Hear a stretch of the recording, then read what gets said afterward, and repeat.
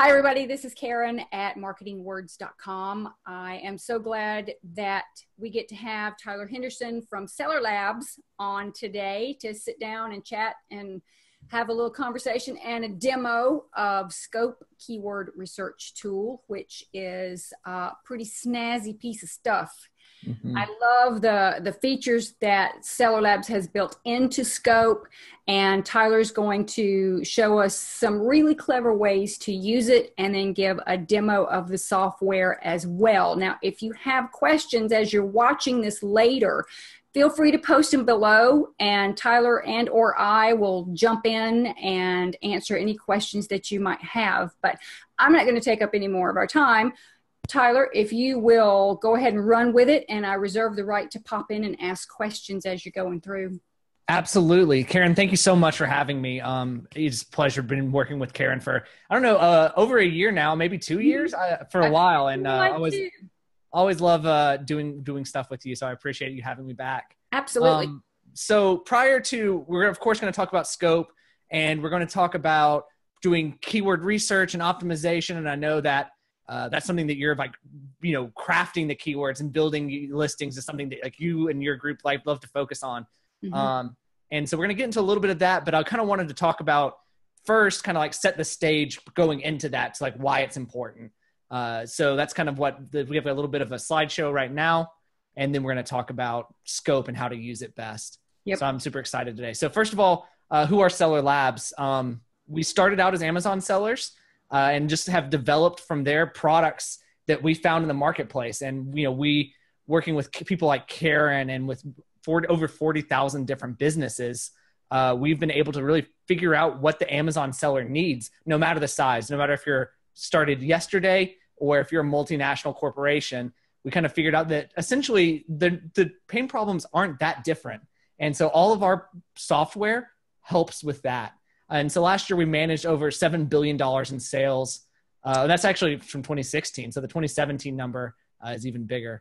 And then so we started as Amazon sellers, and now mostly just focus on building software because that's where we kind of found our passion.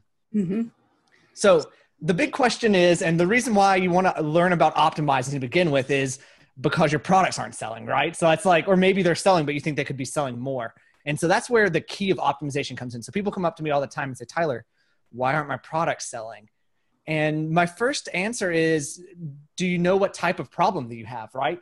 There's a bunch of different problems. Amazon's really complicated. Selling online and e-commerce in general, not even just on Amazon, is extremely complicated. There's a million different things can be going wrong. And so my first question is, do you know what type of problem that you have? Are you getting conversions, right? So that's one thing. Are people getting to your page, but they're just not converting?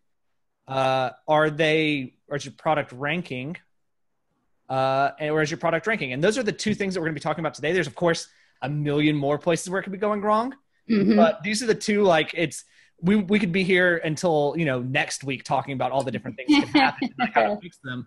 But like taking these two, they kind of go hand in hand, conversion and optimization or ranking. And so if we focus on these two things today, I think we're going to have a good start. And hopefully fix some of those other problems that we don't need to even talk about by fixing these two things first. So let's talk about conversion. Always optimize your listing for conversion first. I am an adamant believer on this, right? Like I always tell people, people ask me why is that the case? And the answer is you can be the number one spot on Amazon right now. You can pay to be the number one spot on any search term on Amazon right now. But what good does that do you if once you get people to your page, they don't buy, right? Exactly. You're flushing money down the toilet, right? Yep. So my question is, who's buying your product, right? It's humans. It's not Amazon search. Amazon's algorithm's not buying your product, right? It helps people buy your product, but it's not buying your product. Humans on the other end, customers, people, real human beings who are looking at your pictures, they're reading your listings, your titles, your bullet points, they're reading your reviews. Those are the people who are actually making the purchases. And at the end of the day, what good is driving all the traffic in the world if you never can make a single sale, right? So the example I love to give of this is this Kmart commercial. Do you know this Kmart commercial, Karon? The I shipped my pants commercial? You're I don't familiar think with I've that seen one? it. Uh-uh. It was this family in Kmart, and the grandma says, "I just shipped my pants." Play on it being Right. the S word, but they had it shipped to her house because they didn't have it in stock. And then the grandpa says, "I just shipped my bed," and it's just like this funny take on being The able to other buy phrase. online. Yeah. But this was not a win for Kmart, right? It went viral. I think it was a Super Bowl ad. It went viral. People like crack it up in a room of like 50 people, probably 20, 25 still know that when I say it. Mhm. But it wasn't a win for Kmart. It was a win for Kmart's advertising agency, Yeah. right? Because they were still driving traffic to Kmart.com, which is terrible. So they weren't able to convert and still went bankrupt within a year, filed for bankruptcy within a year of this ad going viral, even though they were still driving all this traffic to Kmart.com.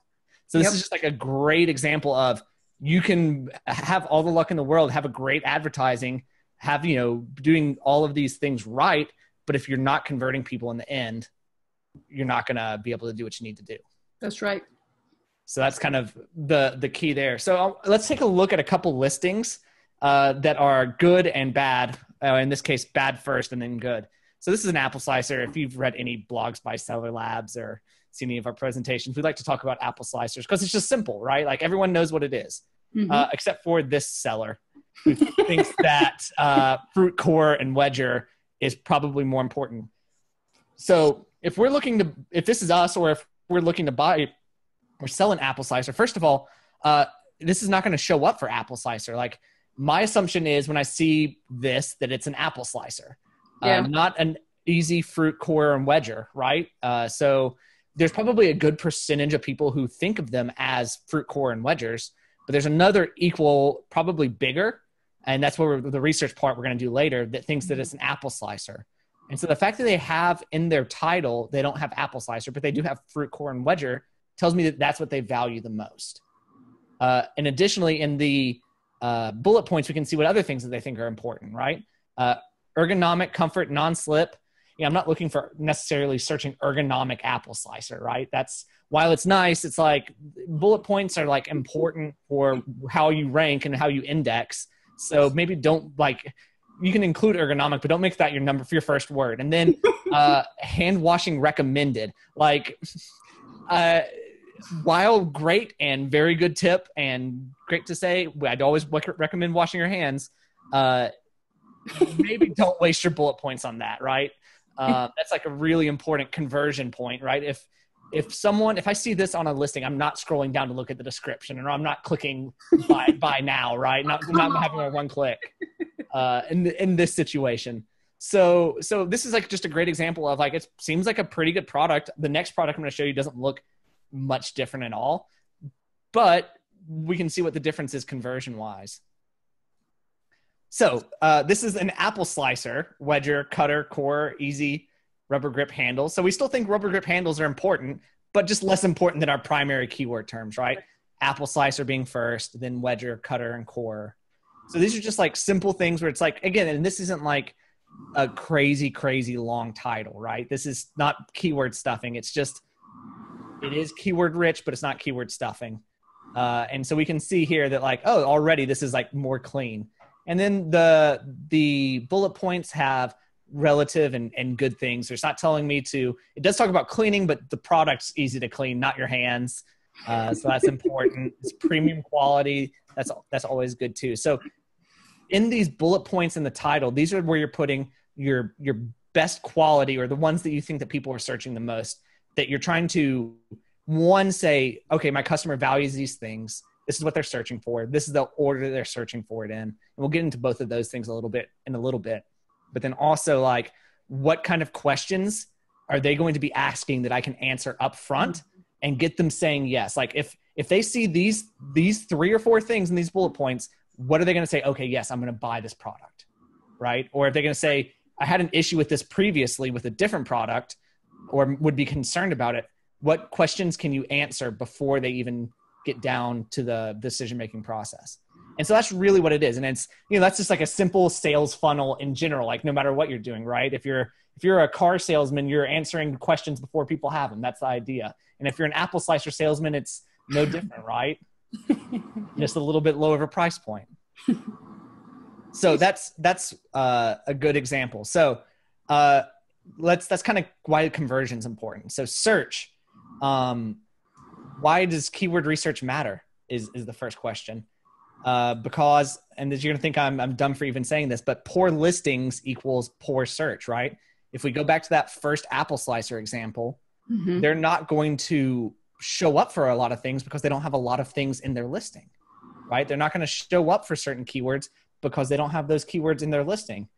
And poor search equals poor sales, right?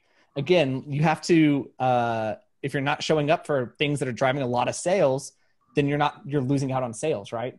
If you're leaving primary keywords out or even long tail keywords out that you could be winning that other sellers aren't optimizing on, then you're leaving sales on the table. And then poor sales equals poor you. But of course that's kind of obvious, right? And that one's a little mean, but I think it's funny. So, okay. So like let's look at this exact same listing, but from a search engine optimization standpoint, right? From a ranking standpoint, right? This first listing has a short title, right? It does not have, it's not optimized. They're following Amazon's, what's the term I'm looking for? Terms of service. Terms of service. They have their brand up front. That's great. But then they have 5118, which I guess is the model number. I probably wouldn't put the model number that highly up, right? You can have it in the description somewhere or in the product details, but I would not have it as your second, this valuable space. Depending on the category, you have a limited amount of space up here.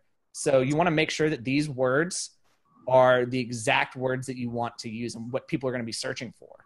Right. And if this was a laptop and people had already gone through and done some research and they wanted this exact HP, NV, blah, blah, Absolutely. model number laptop, that's different. But most people don't search for apple slicers by a model number. Absolutely. And that's where your knowledge of your customer base and your product is going to come the most in handy. So everything I'm saying today is generalities, right? It's hard to get very specific, especially people say, well, what about if I have a part number or a sprocket or whatever? It's like, well, in that case, people are searching exactly for that, right? Like those people who know that are going to have those numbers. We're going to need those. But in the case of an apple slicer or another like kitchen product that's stands on its own, don't prioritize that as much. Right. Exactly. Great point, Karen. Thank you. But again, so we think that apple slicer is a pretty strong keyword. They have not included that in their listing. Additionally, we can kind of see that these bullet points are just not filled out really. And there's kind of meaningless data, not things that people are searching for or probably asking about, or maybe they are, but there's not, it just says stainless steel blades, which doesn't really tell me anything about it. So it's just not optimized, right? So we're missing out on searches. So go ahead. Did you have a question? I was just going to make a comment. People that are just starting with Amazon may not really understand that they're looking at the words that you're putting into the listing. Absolutely. To be able to match that in some form or fashion with what human beings have typed into Amazon search box. Absolutely. Yeah. Yep. They're taking that and then they're comparing it to what's in your listing and going, okay, which one of these listings is the most relevant to this particular search? And then here comes your order of search results. There's a lot more involved to it, but that's a very simplistic explanation. But that's why for those that are new, we're talking so much about having particular words in the title, the bullet, and we'll talk about the description in a little while too, because all of that adds to the search engine optimization of your Amazon listing. Absolutely. And I probably even have a slide a little bit later on that says this exact statement, which is not that, but if you don't tell Amazon what you are, you'll never rank for it. Yeah. Right. If you don't say, hey, this is what I am. I'm an apple slicer, right? This listing in particular says I'm a fruit core and wedger. Amazon is getting better at putting two together that a core and wedger and an apple slicer are the same thing, but it's not there yet. Maybe in the future sometime they'll be able to put that together or look at the picture of it and say, oh, this is what it is. But right now it doesn't have that, right? You have to tell Amazon explicitly, because that's how people are searching for it. And so you want to use the words that people are searching for, because Amazon is just a search engine, just like Google or Bing or Ask Jeeves even, right? Like it's a search engine. Blast from the past. Yeah, exactly. So you want to optimize it in the way that Amazon cares about. And the first step to that and to getting Amazon's attention is to optimize your title, your bullet points, your description, your back-end search terms. And then from that, you can increase the number of sales. You can start running advertising. But even advertising with Amazon auto campaigns, that's how do you think that Amazon decides where you show up when you run an automatic campaign, right? It's the keywords that you're optimized for. And so if you haven't done this part, if you haven't optimized for conversion and for ranking to get indexed for it, you're not going to show up when you're going to run an auto campaign and be like, why am I not getting impressions? And it's because you're not optimized to begin with. Yeah. So great point. Alternately, good listings equals good search, which again, Tyler's saying, Tyler, that's Tom, et cetera, et cetera, et cetera. Money, right? Like we don't have to run through the good listings, good search, we don't have to go down the whole chain, but you know where I'm going, right? So we look at this apple slicer, it's optimized for conversion first, right? And then for search. No one's searching your full title, really. Like no one's going into Amazon and saying, I want an apple slicer, wedger, cutter, core, easy. No one's searching for that, right? Like you probably search for that when you're trying to find your listing to show it to your friends, to say, oh, look at what I'm selling. Like, but no one's searching that whole 250, 300 character string, right? They're searching apple slicers or best apple slicers or, whatever. They're searching some term, or apple wedger. They're searching one of those. And that's why you want to have all of those words. And again, what this listing does is it answers the questions and has the search terms that people care about, right? So that's kind of the idea there. And so, Tyler, I have a question. Oh, Tyler, let's hear that question. Why don't you say apple slicer, apple wedger, apple cutter, apple core in the title, right? I know. Yeah, Karon, give me the answer. Amazon goes, it can look at phrases, but it will also pick up on individual words. So you don't have to keep repeating apple, apple, apple, apple, apple. As long as you get those synonyms in there, because everybody doesn't refer to the same things by the same names. Look at USB drives and flash sticks and thumb drives and, all the names for those. So totally.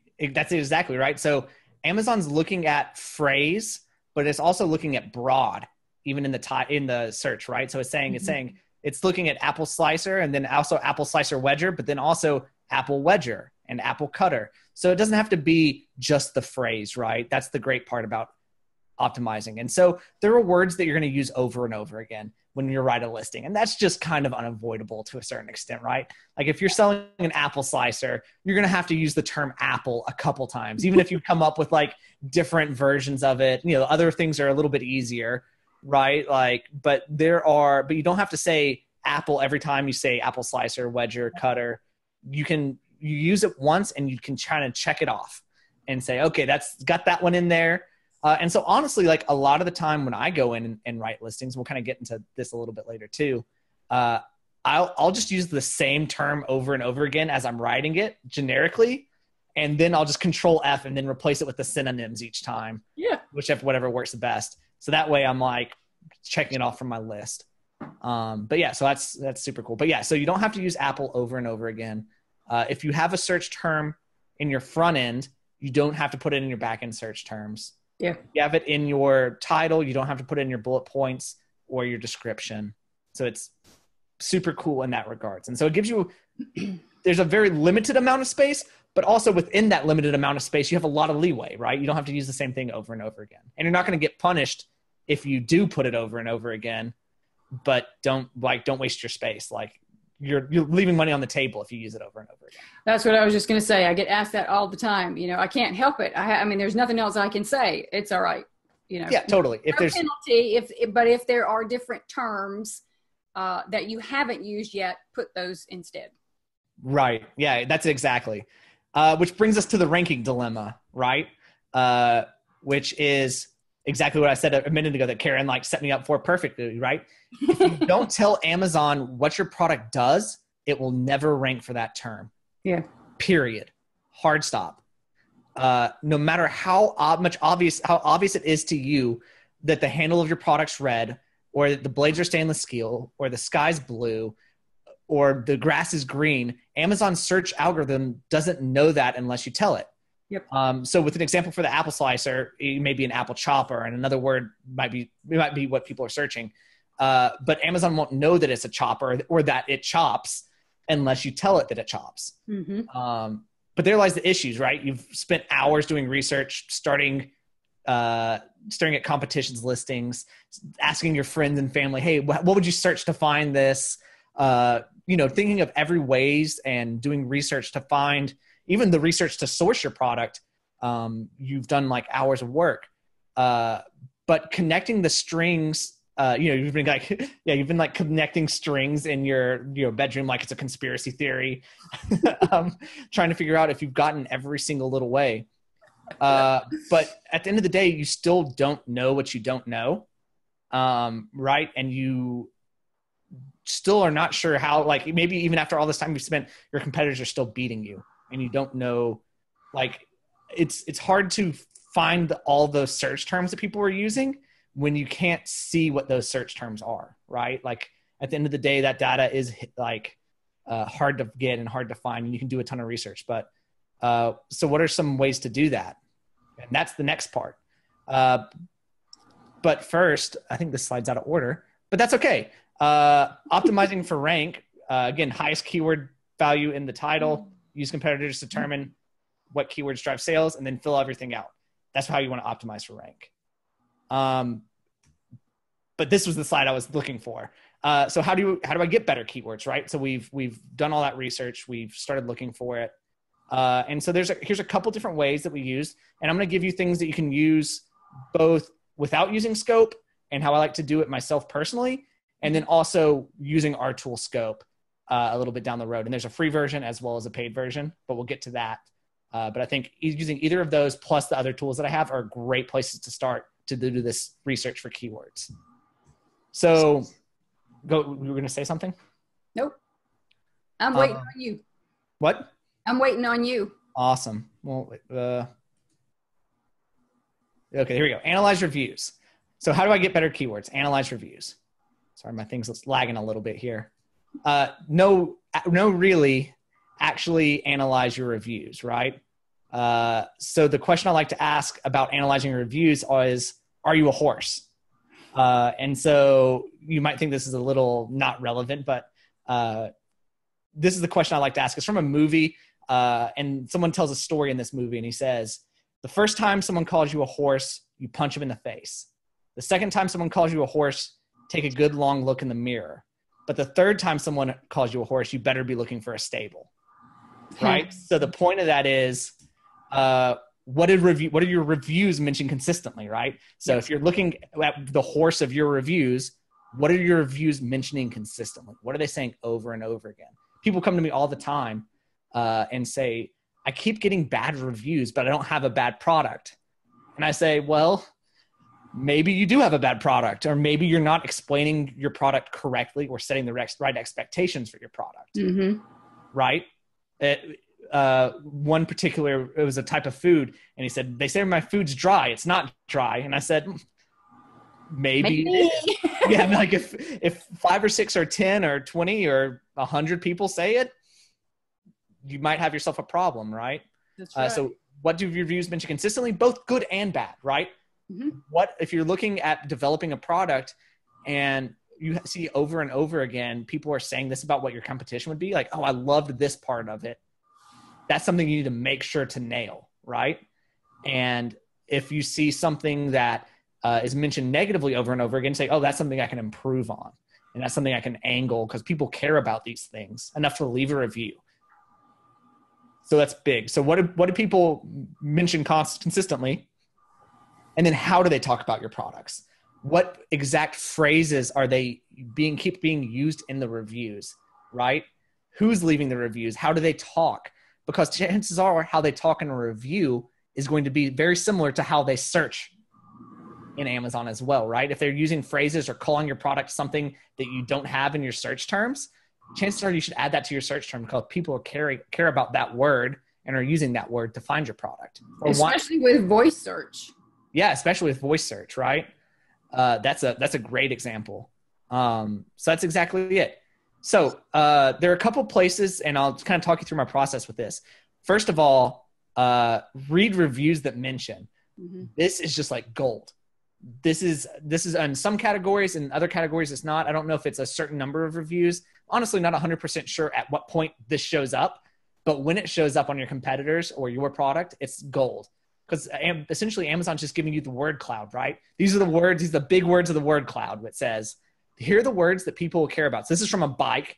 And so the things that are mentioned consistently are ride, a symbol. Like obviously people have questions about how it's assembled because you're ordering a bike on Amazon. So obviously that's something we need to address pretty quickly. Like, is it easy to assemble? Can I assemble it? You know, how long does it take? All of those kind of things. So assembly's on here twice, right? Seat, riding, rides, beach bikes, company. So like all of these things are what people are mentioning consistently. And this is just a gold mine. So these are words that you need to make sure to include when optimizing. So here's another review. And so what you'll see on this review, this is for a bike again, just because I thought this was really illustrative of what I'm trying to say. So you can see in a couple points here, you can see who's riding it, which again is super important when you're tailoring your content and how you take pictures and build a brand, like a persona and a voice that you're trying to talk to a customer from. I'm sure Karon could speak to that way more eloquently than me. But that's extremely important that you, again, this just ties right back into how are they searching for your product. And so if your customer is a 61-year-old 5'2" woman who lives in the Southwest desert, that's great information for you to know on how to talk to that person. That's like killer information. So you need to talk to how they want to talk. And the fact that she took time to write a four paragraph review is awesome. So you see over and over again, she mentions comfortable. So writing so much more comfortable. The seat is comfortable. Talk about the size of the bike a couple times. So she talks about her height, the size of the bike, how far she goes, 26 bike. That's again another size of it. So all of these things are things that you know that you need to be putting up high because obviously this person cares about these things. And again, maybe it's just one person's kind of anecdotal, but if you see this again, as you start to analyze all these different reviews, then you're really onto something. Yep. So let's take a look at another review here. Oh, that's the only review I have. So now we've done some research into the customer, the reviews. Let's talk about optimizing as far as analyzing your competitor's listing. So what keywords do they prioritize, right?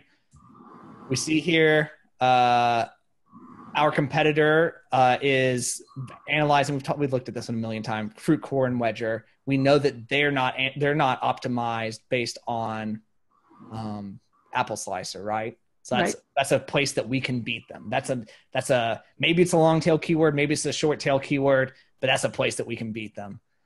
So looking at all your competitors, but again, this is just one competitor.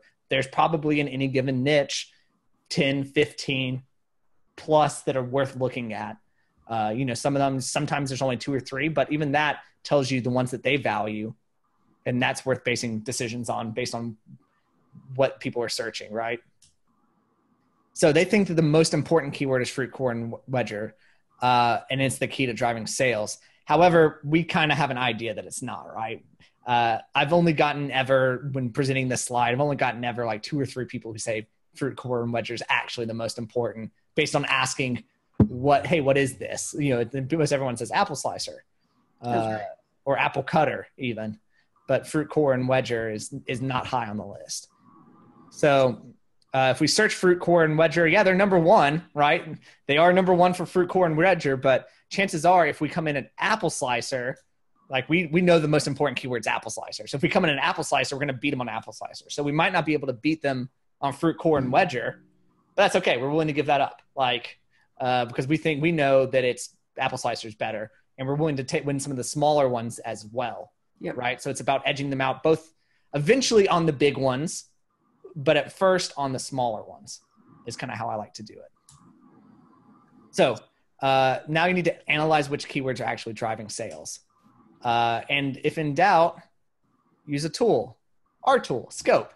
And so I'm going to give you the full demo on how to do that. So Scope's a really cool, and this is kind of a quick little demo of it. You can see the actual keywords that your competitors are ranking for, and how they're driving sales to your competitors. And so we'll get into that and how I use Scope personally in just a minute for you guys. But first of all, I kind of want to wrap up, come full circle on the presentation side of things and say, as you do all this, as you're looking at conversion and SEO for optimization and getting all of this for ranking, you want to make sure to follow Amazon's rules for optimization. And sometimes it's not super clear. And sometimes you go and try to make an edit to your title and it won't let you, or it won't change. And you're like, well, why isn't that happening? And you have to submit a support ticket to figure out. It's not always 100% clear. And sometimes they let it slide and sometimes they don't let it slide. And it's just like, Amazon's weird. So do your best to follow the rules for optimization, and overall you're going to be rewarded for it. Right. And that's the key. And yeah, so we've got a offer for Scope at Marketing Words, cellarlabs.com/marketingwords. But let me give you guys the demo of Scope before we move on to that. Karon, do you have any questions before we? No, I'm good right now. I'm looking forward to the demo. I always like to see how you manipulate this tool and make it give up all the juicy little gems of keywords and the synonyms. I love the synonyms. Yeah, it's a really cool tool. It's awesome. So first thing first, so Scope has two pieces. It's a Chrome extension plugin for Chrome, and then there's also a web app. And so you can see on the search results page here, we've searched Apple Slicer because why not? We'll keep doing Apple Slicer. And you can see a bunch of really great data here, even on the search results page, right? So I'm going to scroll up here so we can get a little bit more info of it, see it a little bit more clearly. You can see all the different products here, price, BSR, your rank, right? The number of estimated sales that we give it, estimated revenue, number of reviews, stars, and number of sellers. So this is all just great information, especially when doing early on research to quickly determine whether this is a niche we want to go into or not. But where Scope really soars is in the keyword research and optimization, right? So all of this is in here as a necessity because I think it's important to be able to like look at all this data. But the most important part is getting in and when you're building your listing or optimizing your listing. We can additionally see the total score and search volume. Score is we'll get into score in a minute when we're on product. So we can go on into a product listing page here. So we've got our Apple Slicer, right? And this is a pretty good one. They've got their part number, PrepWorks brand, thin Apple Slicer, and core. See, they're already saying they want people who have a thin Apple Slicer. They know that maybe someone kept leaving reviews and saying, oh, it cuts smaller than I thought it was going to. Oh, we've got the 16 slicer and the 8 slicer, right? So it's important to differentiate that because we don't want someone who wants the thick wedges of apples leaving me a 1-star review because they said it's thinner than they wanted, right? So we're cutting that out ahead of time, which I love. Perfect for apples and pears. So they know that pears are important as well, that this works for that, right? They're going to be, as we dive into these keywords, there's going to be some that they've optimized for that I think are pretty questionable because I already did take a look at this earlier. But apples and pears make sense, right? Yep. Safety cover, awesome. Protect fingers, blades, storage, awesome. Great stuff. Good to know. So someone who has kids don't have to worry about their kid cutting their hand on it. That's awesome. So we can open up Scope now and see a bunch of great information immediately. Again, we have kind of the product research side of things over here, and that's telling you your estimated number of sales per day. We're telling you all of that review count, all of that great info, your profit calculator. So you can see if I think I can source this for $2, what I'm going to make after Amazon commissions and fees. Again, great to do research on. But again, I like to use this more as a keyword research tool and optimization tool than I'd like to use it as a a researcher. And again, it's like, it's good for both, and I use it for both, but like it sings when you're doing keyword research in my books. So you can see over here, and I'm kind of like, guys, leaving you guys hanging here, not talking about this. So we can see we have 500 keywords on this alone. So we have 500 different keywords that this product is ranking for. And then we can see the position that it's ranking for at that keyword, the score, which is just a score from 1 to 100 that kind of tells you it's like the strength of the keyword, right? So it's just saying, like, on a scale of 1 to 100, how concerned should you be with having this keyword in your listing? It's just helpful, like rule of thumb kind of stuff. Right. Then it tells you the estimated search volume. So it's the estimated number of impressions this keyword generates per month overall. And then we can tell you the average CPC, average cost per click bid for that search term, as well as the estimated sales that this product in particular has gotten from that search term. Mm-hmm. So it's super cool. So estimated sales is like a reaction of your rank on a search term as well as the score of the search term. So all of these over here are going to add up to be your estimated daily sales, mm-hmm. right? So that's really super cool. Or I guess that's the total monthly sales is what that works out to be. Yeah, total monthly sales, my apologies, is what all of these work out to be. So it's like super cool to do. So you can come in here and see all of these great search terms. And you can even download the keywords as a CSV here. And we can go over to history as well and see the price history as well as the sales rank history for a little bit more of a background. But so what I'm going to go ahead and do is track the product over here. And if we go back to the last page, you can see that I am actually tracking a bunch of these products currently mm-hmm. on this page. So I'm doing research into my apple slicer. I'm bringing an apple slicer to market. I know the competitors, right? I've got about my top 10. I'm watching them over here, right? So that means I'm tracking them in scope. I've downloaded keywords, all the keywords from one or two of them, but now I want to go back and do like really build my listing, like start from the top. Let's build my listing. Let's get all the keywords that all the top 12 of this page are ranking for, right? That's going to give me a pretty good idea of most of the keywords I need to use in addition to my other research, right? Mm-hmm. But most of those should be included in that. So now I'm in the Scope web app, which is super cool. You can see I've got a bunch of different lists over here. I'm tracking 219 keywords currently and 173 different products.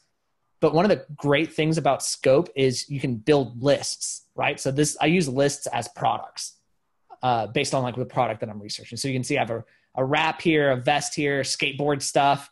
I was looking at doing some skateboard stuff at one point in time, decided not to. Party stuff, a leash, handkerchiefs, can holder, and an apple slicer. Those are my... That's one of my favorite features too, is the being able to build those lists and just keep them there. Yeah, totally. If you decide later, oh, well, skateboard stuff, I didn't know about this product before. Let me go back and look at that later. And it's 2 months later, you don't have to start all over again. Totally. And if you're watching it in Scope, if you're tracking it, then we're aggregating the data for you that whole time.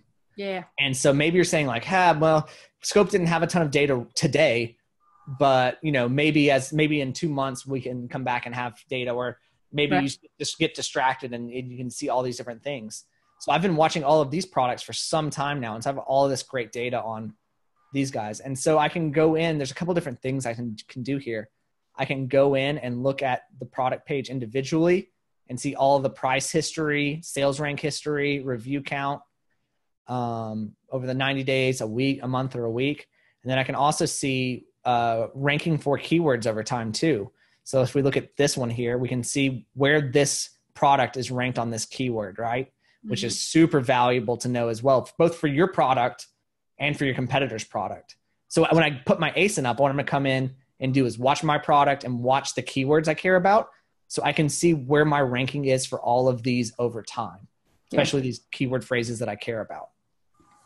But then we can also download the CSV for all the keywords that are attached to this listing from here. And like I said, we can also do that from the web app. I think we're hiding it with our hiding with our heads currently, but you can download all of this from this page as well. Or you can come to the web app and download the CSV here. Mm-hmm. So, but that's not all. Oh, wait, there's more. But wait, there's more. You can also download the product list.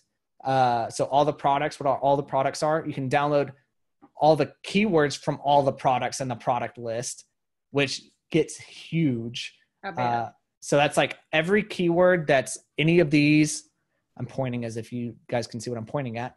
You can see all the keywords that all 12 of these products that we decided were our top competitors, mm-hmm. see all the keywords that they're ranking for and download it in one big CSV, which is like incredible. That's so much data. Or you can download it and back-end format it. If you're just saying, look, I've got 1,000 products already. I just need to get back-end formatted because I need to fill out some of these, but don't have time to go in and fine tune it right now. You can download the keywords. What we judge is the top 250 characters for each total out of this whole list. Mm-hmm. And then you can just upload it right to Amazon. So if you're just trying to look for like an easy win, that's a great easy win. But so now what I'm going to show you guys is how I manage that information and data in a spreadsheet and start to use it for optimization once I have it. Does that sound good to you? Yeah. Awesome. So I've downloaded, this is just from one of our competitors. We're looking at apple slicers. This is just from one of our competitors, mm-hmm. Because I didn't want to deal with a 5,000 word query, that 5,000 cell query. So we've got our keyword list and we've got about 501 different keyword phrases that we're ranking for. And again, we have all those terms that I was talking about earlier, right? Score, search volume, low bid, as well as a high bid, estimated sales per day. This is per day. No. Sorry. This is not per day. This is per month. I keep saying it's per day. I don't know why I'm saying that today. Where we rank for that, and then the product name. So if we have the big list, we can see which product in particular it comes from. And then the last time that we refreshed it. So, and I think this list I downloaded a couple days ago from a different demo. So forgive me for not having the correct day there. So we can see here, what I like to do first is sort the list by score, or we can even do search volume. So score or search volume is pretty much going to give you the same thing. But so you can do it by score or by search volume or by estimated sales. I like to search by score first because, again, estimated sales is derived based on your position ranking as well as the score or search volume, right? So like estimated sales might be deceptive if you're just looking at one product because it's not telling you the total number of sales that are coming from it. It's telling you what that product individually is selling from it, right? So it's good like metric, but it's not saying like, I'm going to prioritize based on score and search volume above estimated sales on a one-to-one basis, just because it's a little, like I said, it can be a little deceptive if you're looking at something that's like ranking low and you say, well, it has a score of, 70, but it's only making, if it was only making one sale, but it was ranked number on page 2 or 3, be like, well, yeah, that's why they're not optimized well for this. So I like to search on score. So let's sort range. Keyword has a header, score, and we're going to search from Z to A. So you can see here, there are going to be words. And can you see that okay, Karen, or do I need to zoom in more on it? No, it looks fine. Okay, cool. So there's a lot of, this is where you knowing your product and knowing how people are searching, right? Doing that research on how people are searching really starts to help to pay off. Because I'm going to go ahead and start removing some of these now, right? There's a process of elimination that you have to do with some of these. Because Apple LLC, that's obviously looking for the brand Apple, right? And so whether we're not going to optimize for Apple LLC, right? Just period. Sorry, but we're not going to do it. And especially if we're taking some of this keyword data to roll into sponsored product advertising, we don't want to bid on Apple LLC. that sounds like sounds like a great way to waste a lot of money, especially if we're an apple slicer, right? Right. So we've got a lot of good information here. Apple core, apple peeler, core OXO. So that's a brand, right? So that's interesting. So we probably want to remove OXO, but we'll do that in just a minute. I'm just like taking a general look at it. And you can see we kind of get down here, and there's people always ask me what a good score is on Scope. Like what's the, do I only want to name for 90s and above or 40s and above? And the answer is it depends. Like it's a relative thing based on like your niche, right? Like, so depending on your niche, your best score might be a 30. So if your best score is a 30, then you want to definitely include 30 to like 20 or, right. Things like it just kind of depends on where you want, like where it starts. Right. And again, like Apple here is our most strong. And of course it's going to be on there, but like, that's just kind of a given. And other people ask about misspelling. So we have quite a few misspellings up here, which isn't totally surprising, right? But how do you optimize for misspellings? And should you optimize for misspellings? And my answer for a long time was no. Amazon covers that. But they actually published something relatively recently in the last 6 months that kind of gave me pause. And I think that now my understanding is you should put the high value misspellings in your backend search terms. So that's my indication of where it is based on some stuff that they came out with when they adjusted the 250 character limit in the backend search terms. Right. They made some other general statements, and one of them was about misspelling. So I would go ahead and put these high value misspellings in your backend search terms. So that's a great use for those. You don't ever want to have a misspelling in your actual listing, no. But in the backend search terms, go ahead. Why not? Like that's kind of what I'm saying. So that's a good example. Okay. So here's the exact, like great example of what I was talking about earlier, right? Where I was talking about, like, you're going to have to like, they have some questionable things in here that I would not include. Like that apple slicer is not going to slice a watermelon. I want to see that. Yeah. And so what happened was someone just searched something slicer and they probably bid on it and got some sales from it. And so they started to rank, which is weird and not good. You don't want to optimize for apple slicer or for watermelon slicer for your apple slicer. Right. And so there is like a little bit of having to go through and do this. So I'm going to take you guys through that now.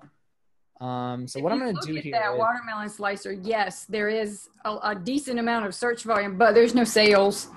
Right. Exactly. Right. So it's a decent amount of searches, but they're not getting any sales from it. That's it. Exactly. So it's just like use common sense, like ultimately.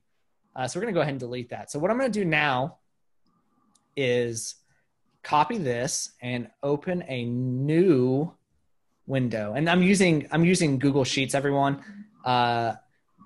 I'm a little bit more well-versed with Excel and can kind of do this all a little bit quicker in Excel, but Google Sheets is free and it's a great way to kind of go through all this. So what I'm going to do then here, I've got all my keywords, right? And we've got them in phrase. And so these are just phrase match. You've got your modifiers and your primary keywords. Modifiers being, primary keywords probably being apple slicer, right? Right. So one way to kind of look at this is in broad, phrase, and exact. And I know these are probably thinking this is how they think of advertising terminology, right? But another way to think of it is like broad is like really top of funnel, and then this is like middle of the funnel, and then this is bottom of the funnel, right? So when you're thinking about keywords, think about keywords in top, middle, or bottom.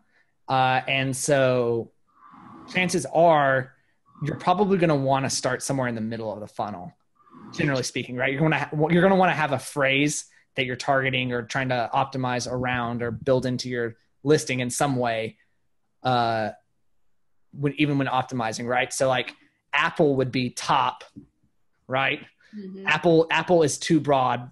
We're not like, that's just it by itself. If we only put Apple on our listing, right? Like that's never going to make any sales ever. But in actuality, what we want is somewhere in the middle, which is Apple Slicer. And this is especially true in sponsored product advertising, but it's also kind of just a good way to think in general. So you want Apple Slicer would be the primary keyword that we probably want to start around. And then there's like modifiers that we can include in the rest of our listing to build around that. Yeah. So sorry, it's just a little bit of a tangent, but yeah. So thinking about looking at a bunch of these are going to give us a bunch of great modifiers. Yep. So let's go ahead and go to data and go to, yep. I always lose it in here. It's in here somewhere. Split text to columns. Okay. So what this is going to do is, and it's good to have all of this data in the phrases that we have as well. But I like to get the individual keywords out from this so that we can start to like check them off our list and see, because if we, again, looking at this list, we see Slicer 1 million times. Yeah. Apple 1 million times. And so what we're going to do here is just going to make a much more manageable list that we can then start to either check off when we're writing our copy, or we can say, okay, how many of these have I actually used and how many of them have I not used? Right. And then we can kind of like judge how much work needs to be done or like go from there. So we're going to split the text to columns, detect automatically, or let's go to space. Boom. All right. So now we had 500 phrases. Now we have about 1 million individual keywords. We're going to copy these over.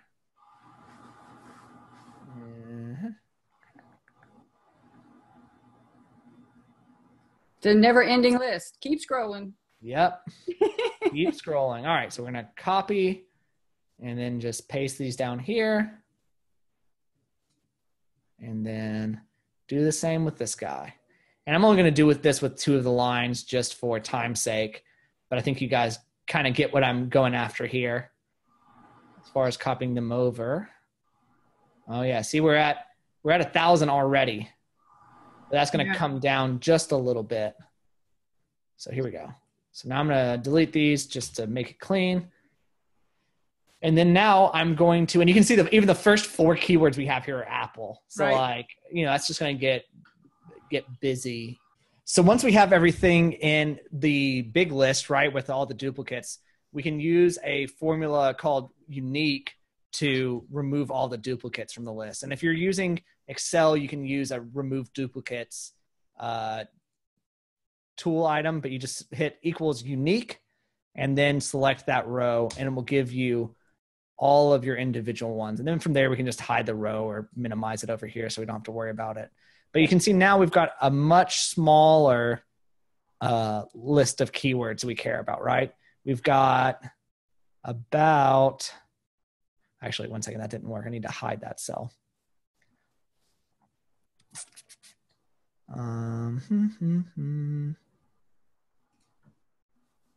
So we can just hide this, hide column. There we go.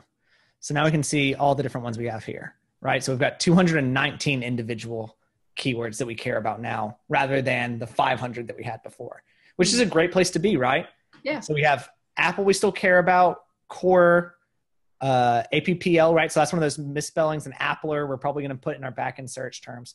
And so this is kind of where I like to start just saying like where we want to put them, right? So we can say like, prioritize and then like back end maybe, and then like maybe later if room. And this is just like one way to do it. This is like sometimes how I look at it. So it's just saying like, if you want to go through these manually and say like, okay, put that one in the back end. Okay, put that one in the back end. Put Apple and core, of course, in the front end. Prioritize these. Warehouse, that's interesting. Maybe put that in room. Like, I don't really know why warehouse, or like research further, maybe. Search further. So like warehouse is one that's like an interesting one that maybe we just need to research that one further. Yeah. Utensils, interesting, right? We should definitely put utensil in. another misspelling, newness. That's maybe a research further. And then kind of like we can kind of start to do that wholesale, right? Where we say like, all right, let's put these in here, and let's put the bottom section. Like if we can get room for these in the bottom, we put them in. And so that's just like one way to think about it is like, we're probably not going to get to the bottom half of these because they're not going to be high enough priority. Mm-hmm. But if we have room for them, we can do it. And so that's one way to kind of structure this particular way to do it. Another way is to not go that way. Go again, because these are still structured relatively by strength of keyword, right? Just because we did all that little editing, they're still sorted by strength of keyword, even though we removed some of them. So that's important that you can say like, oh, okay, well, chances are I'm probably going to be able to get, and you have a better feel for it, right? Just based on the number of characters. Even just like writing these and like marking them out one by one or highlighting them saying, okay, well, we've got Apple in there already, right? Okay, that's marked that one red. We got that one. And then coming through and using this as like a working document is great to do as you start to optimize your listings. Another way to do it is just to look at go back here and look at the phrase and say like, again, at the phrase level, before we even get to the other side, based on the strength of the phrase, and keyword, should we even do this? So warehouse deals. So that's where we're doing the interesting warehouse deals, Apple, and warehouse deals storage. Right. I probably don't want to show up for either of those, right? Because even though there's like a decent number of searches, warehouse deals, Apple, they're probably looking for the Apple computer, like warehouse deals on Apple computers, not for Apple slicers, right? So those would be ones that we go ahead and pull out. And so sometimes taking a step back and looking at the context will help you figure out those weird ones. But yeah, so like that's a great way that I like to do it. And then you can see maybe even like sometimes I'll kind of color code them based on like whether I would think that it fits or not. Say like if I know that should go in, then again, just like this prioritized back end room, just kind of go from there. Say like green. If I'm sitting with someone, say like include all these on this list and then don't include all of these. So it's really just kind of whatever works best for you. But the important thing is that you're now have an idea based on your other research and on this, the keywords that are actually, and the modifiers for those keywords that are actually driving sales. Yeah. Which is the important part. And then you just go into Amazon and you make those changes. Cool. Yeah. And so that's kind of like one of the ways that I like to look at this stuff. And, and sometimes if you're even using this for product research, you can maybe find a different little even niche that you had thought, and find another product idea based on all this research that you're doing into how people are searching for your products. Yeah. It's pretty cool. Absolutely. Yeah. So that's about all I had for you guys today. Can you show us some of the research features of Scope? I mean, maybe absolutely. Walk through some of the other ones. I know that Scope is really one of the things I love about it is it's really good at finding synonyms for the different, if you put in Apple Slicer, it's going to bring up some of these others because it's got a really good process for finding those out. And any other features in there that would make doing keyword research easier and more accurate for us. Totally. Yeah. So it's like Scope's great to like rabbit hole down, right? And maybe I'm not 100% sure if this is like what you're kind of talking about, but like coming in here and you're doing the research, you can see all the search volumes overall for the keyword, the CPC bid, just so you can kind of get a sky high glance at like how competitive a keyword is. So like, and then we can go in and when we're using the web app, we can like click into each of these keywords and kind of keep going from there. Right. So just as soon as it loads here, we'll kind of keep going with it. So we can see here, like, maybe let's go to Apple Cutter, right? Let's see how much is showing up and what's showing up for Apple Cutter. And like, oh, that's interesting. Like now we're suddenly getting listings that we hadn't seen on that prior page, right? Like I haven't seen this one before. That's pretty interesting, but they're bidding on it right now. So that's pretty interesting. But again, some of the same ones and we can kind of start to like rabbit trail down from there. But I want to see this one because I haven't seen this one yet. So let's click into here and see what they're ranking for. Obviously, Mango. they've got a mango and they've got a tomato, so they're going to have probably some different valued keywords than us. So they're going even more broad, right, to fruit cutter. So that's super interesting too, right? So I'm probably going to watch this guy and see what they're up to. See, so this is super interesting, and this is just exactly that, like kind of like rabbit hole that you can go down and start seeing all these. Maybe if they're not what you think of as your chief competitor, like some pretty interesting stuff. See, kiwi and vegetable cutter, that wasn't showing up. Sorry. To track the product, you just, in the middle of the page there, you just click that and it adds it to your list. So it keeps an eye on it for you.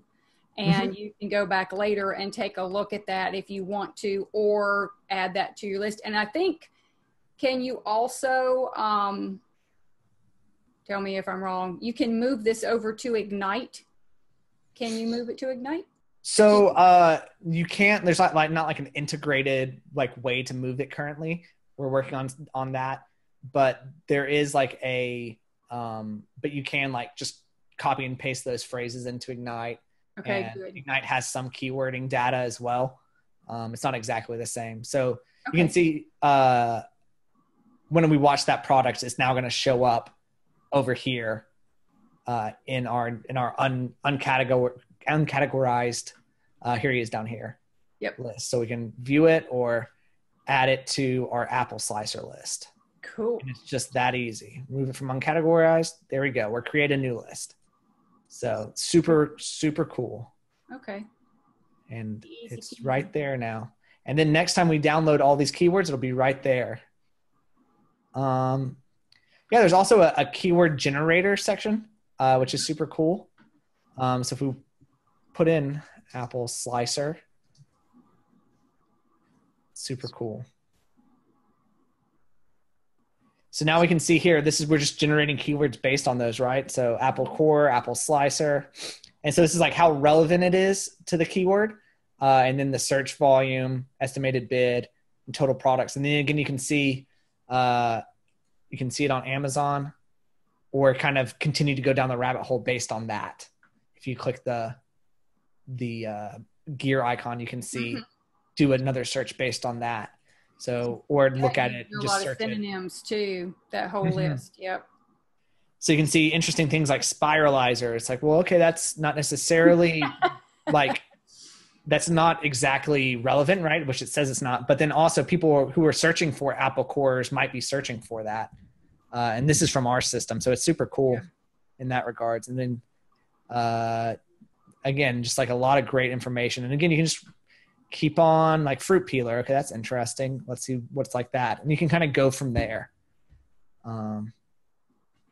So yeah, it's super interesting, super cool way to kind of do it. And then go over to Amazon and do it as well. Love it, love it. I appreciate you taking the time. And you had a slide up earlier this one right here. Nice enough to bring an offer with you for $50 off on Scope if you go to cellarlabs.com/marketingwords. And I appreciate the discount for the people that are watching the video today. Of course. And I appreciate your time. You do such a great job, and you're always so much fun to hang out with, Tyler. Thanks, Karen. I appreciate you having me back. It's always fun to come and present to you and your people. It's always great. I appreciate it. And you're in our private Facebook group as well. So I'll see you around the Facebook group, and I'm sure I'll talk to you again soon. Indeed. Thanks, Karen. Thank you. Have questions or comments? You can leave them below. And before you go, like or subscribe to the Marketing Words channel so you won't miss any future videos.